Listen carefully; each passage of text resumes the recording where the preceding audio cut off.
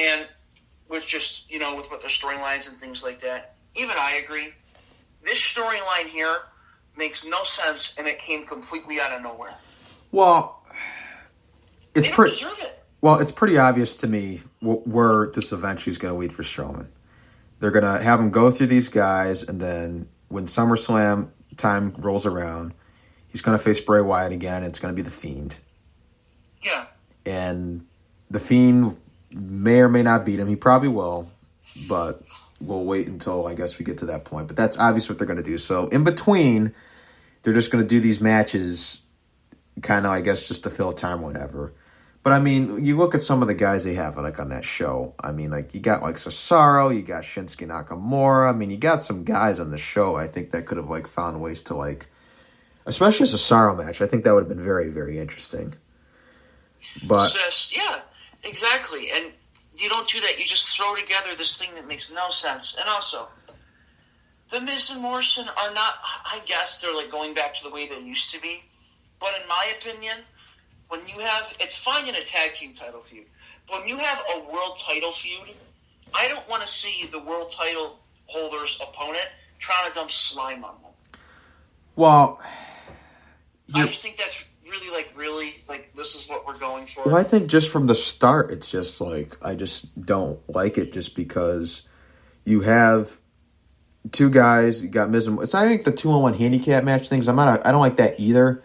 But I remember there was, like, a 2-on-1 handicap match, like, a couple years ago where it was, like, AJ versus, like, Kevin Owens and Sami Zayn, and it actually, like, kind of worked. Okay. There's a bit of a difference between the people in that match. I mean, those are all three great performers. Yeah, and I mean, The Miz and John Morrison are, they're good as well. I'm not to say anything. And they're a good team. I'm not saying that. And yeah, Braun's good, too, at his job, being the big man, but I don't think that Braun can carry a match like those three. Yeah, well, that and I'm not into I don't think I'm into the whole Strowman Express gimmick thing, though. Yeah, I'm not either. I just think that, well, I think we all know at this point, this title reign was not supposed to happen. I mean, yeah. It came out of nowhere. This is supposed to be Roman. But Roman's not there. And I wouldn't be surprised if as soon as there's a vaccine and we get audiences again, Roman wins the belt right away. Yeah, I wouldn't be surprised either. But I guess what I'm trying to say is, my thing with this is, it was like The Miz and John Morrison. They had just lost the SmackDown Tag Team titles. They hadn't done anything really to get this title shot. They basically just started, like, problems. They faced Strowman and Otis that one night, and then they just had issues with them. And then John Morrison got The Miz in that match with Strowman where he beat him. And then all of a sudden they're like, oh, I bet you can't beat us 2-on-1. Then he's like, oh, I'll put the title on the line. It's like, what? And all they did with him is they just try to drive him nuts by, like, just pranking him and stuff. There wasn't, like, any point in time where they got you to legitimately believe or got you to, like, think, oh, well, The Miz and John Morrison, they've got to be a threat to Strowman. Like, are they going to beat him, and is he going to lose the title? It was never like that. No, yeah. I never for 1 second thought they were going to beat Braun Strowman. Yeah, I mean, is the idea of John Morrison being WWE or, like, Universal Champion cool? Like, absolutely. But you knew in this spot, especially, they weren't going to do it. Not that I think that in this return run that's particularly going to happen. If it does, that's awesome. That's great. But I guess, I don't know. I guess he could still do some good stuff. And I mean, he has had a couple, like, pretty good matches and stuff. But, so, getting into the match, I don't have, like, a lot to say about it. I guess we had all this other stuff to say about it, but, basically, they try to do the 2-on-1 deal. They'd have some quick tag offense, but then I guess Strowman would kind of, like, shrug it off, at least in the beginning. And then, I remember there was the one point where the Miz would hit the skull crushing finale, and then Morrison would come in and do the the Moonlight Drive. Yeah. This match in general, I just don't think we have much to say. It was pretty blah. Yeah. So, in the end, Strowman would get the running power slam of Morrison. He'd pick up the win. There wasn't really a lot of drama in it. There is the one thing we got to point out. There was the point where Morrison had the cover on Strowman, and then the Miz pulled him off. So that's a sign that they're going to break. Which I think is actually okay. It is, I think, at this point, because I think they've done everything so far with it that they could have done with it. Oh, God, I'm forgetting a lot of stuff here. I apologize, guys. Before the match, they also did the music video thing.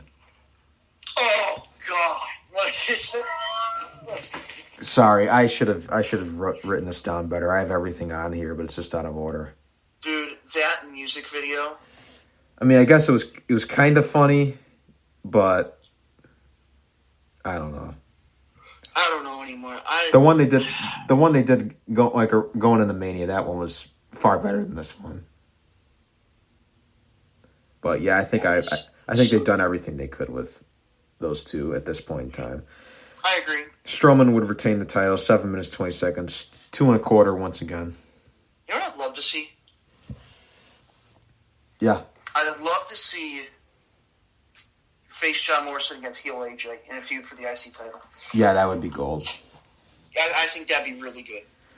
Speaking of AJ Styles, the next we would have Kayla Braxton in the back with the new Intercontinental Champion AJ Styles, and AJ would announce that this Friday night on SmackDown he's going to have the greatest championship celebration ever.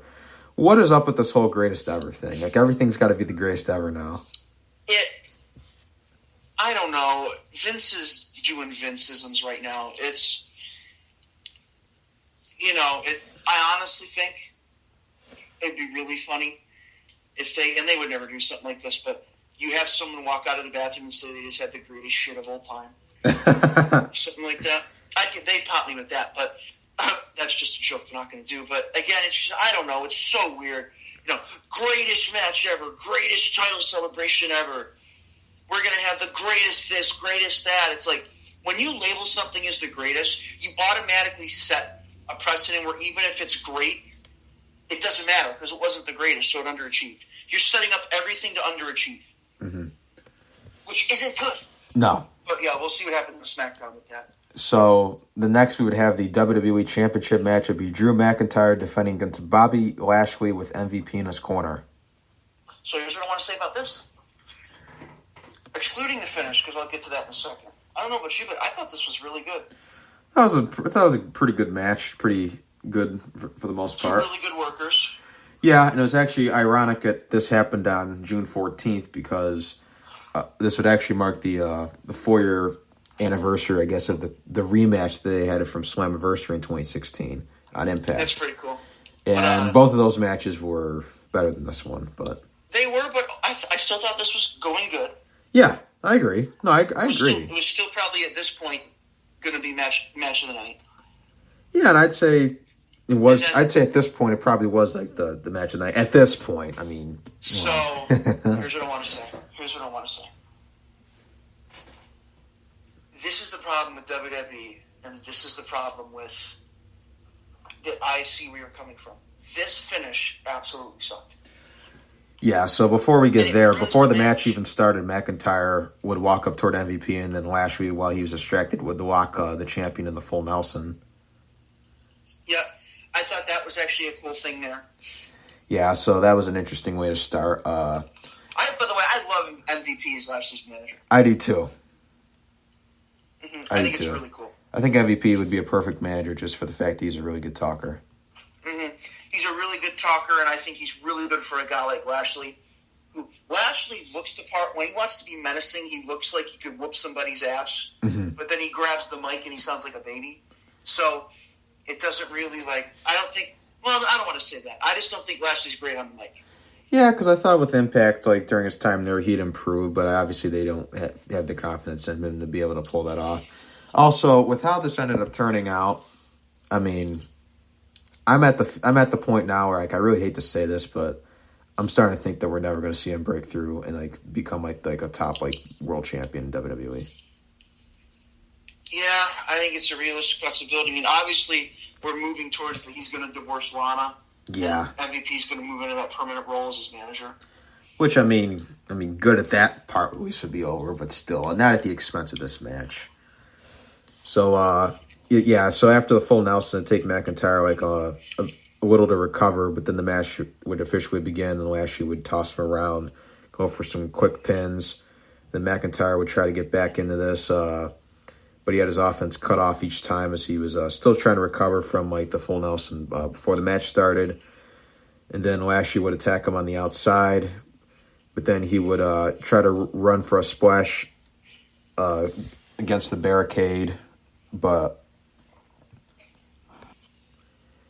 then McIntyre would counter that, and then he'd start to pick up some momentum. Then later, Lashley would set up for another full Nelson, but then McIntyre was able to keep him from locking in his fingers, and McIntyre would counter into a crossface attempt. Then there's also a tombstone piledriver attempt, but that'd be countered into an ankle lock. Then McIntyre would counter into a spear, into a rolling attempt at a Kimura, but then they'd go hold to hold down the stretch. Then Lashley would counter the Claymore by hitting a spear, which would get a near fall. And then at that point, Lana would make her way down the ringside, and then Lashley would accuse the ref of cheating. And then Lashley would get distracted before the Glasgow kiss from McIntyre, which would knock Lana, who would fall on top of MVP. Then McIntyre would hit the Claymore, and then he would be able to score the pinfall off of that and pick up the win and retain the WWE Championship. Yeah, like I said, good match. I thought it was a really bad finish. Obviously, they're setting up for the Lana divorce angle here with Bobby. And I wonder what my guess would be. We know what Drew's going to do next, but we'll talk about it later. Yeah, that was a good match. I thought they deserved a little more time. They only had 13 minutes, 15 seconds. Thought they could have at least had like 17, 18 minutes, but, Yeah. I understand now why they cut the time down, because the main event was like... everything they cut short, actually, in a way. So, 3.25 rating from me. Yeah, I'll give it 3.25 as well.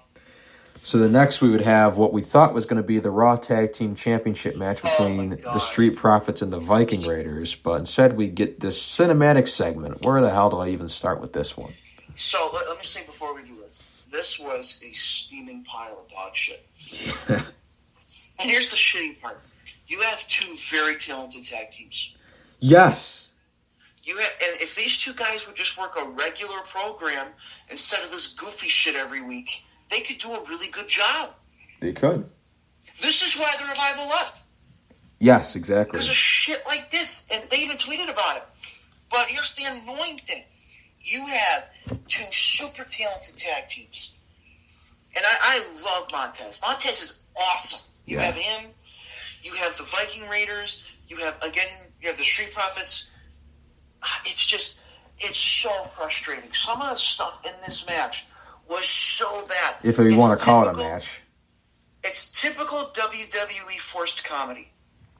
Yeah, I mean... You have Akira Tozawa coming with ninjas? What the hell was that? And then you have the kid from NXT, I can't remember his name, but the big-ass tall dude. Yeah, so then... So after all the silly shit they did on Raw, I thought they were finally going to have like a match for the titles, which is what we all, I guess, wanted, from the beginning. The two top tag teams on Raw. It's everything, you think it's supposed to be. So then they do all this stupid segment and stuff, which the only reason why I primarily don't like those is for some people they find them kind of funny just because of how bad and awful they are. But for me, I just don't like it because I just don't like the idea of turning the Viking Raiders into comedy acts. Same with me. The Viking Raiders, in my opinion, should be intimidating heels. Yeah. And even if their faces, God, you don't have to make them a joke. Yeah. But I want them to be intimidating heels versus the face Street Profits. That's what I think would make a good story. But I don't know what I'm doing, clearly. This match... Not match. I don't even know. Segment. We'll call it a segment. This segment just sucked. You had the ending where you had the monster in the trash, which I guess was a shout out to Star Wars, maybe. Well, I think it was an alligator.